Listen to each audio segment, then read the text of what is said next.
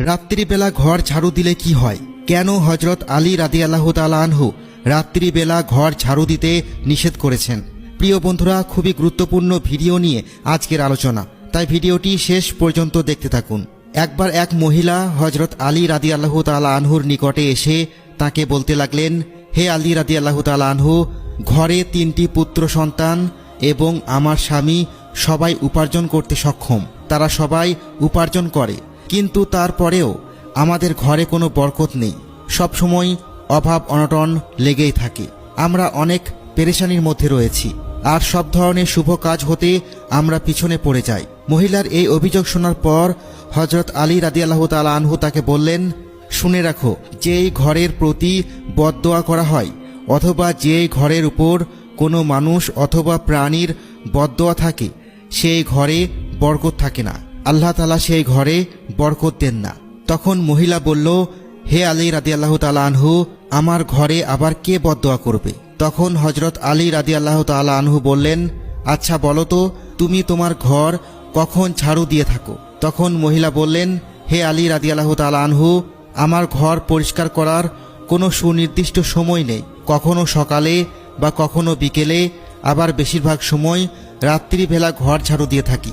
এ কথা শোনার পর হযরত আলী রাদিয়াল্লাহু তাআলা আনহু তখন বললেন, তুমি সবসময় তোমার ঘর সকালবেলায় ঝাড়ু দিবে, রাত্রিবেলায় কখনো ঘর ঝাড়ু দিবে না।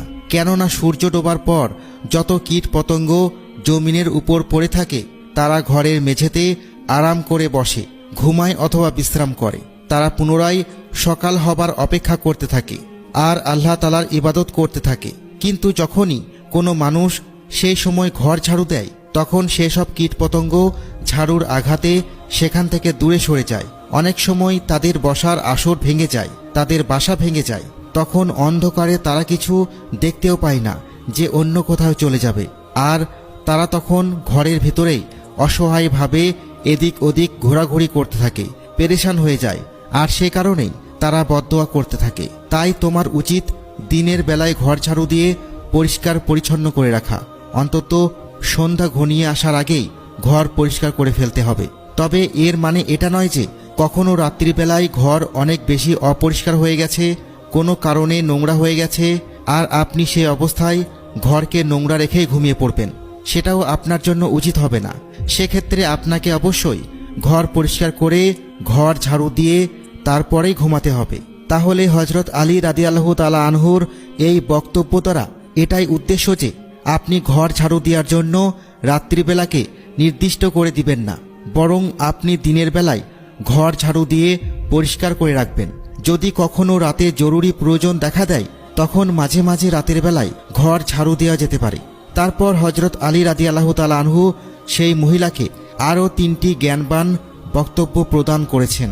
সেই নারীকে তিনি বলেন, হে নারী, তুমি তোমার দানের হাতকে সম্প্রসারিত করো। মনে রাখবে, যে যত বেশি দান করবে, আল্লাহ তার সম্পদ তত বেশি বাড়িয়ে দিবেন। আল্লাহ তাআলা দান এবং সদকাকে উৎসাহ দিয়েছেন। দান, সদকা এবং জাকাতের মধ্যে মানুষের দুনিয়াবি বহু কল্যাণ লুকিয়ে আছে। তিনি আরও বলেন, হে মহিলা, তুমি কি জানো কেন খাবার পচে যায়? তখন সে নারী বলল, না, আমি জানি না।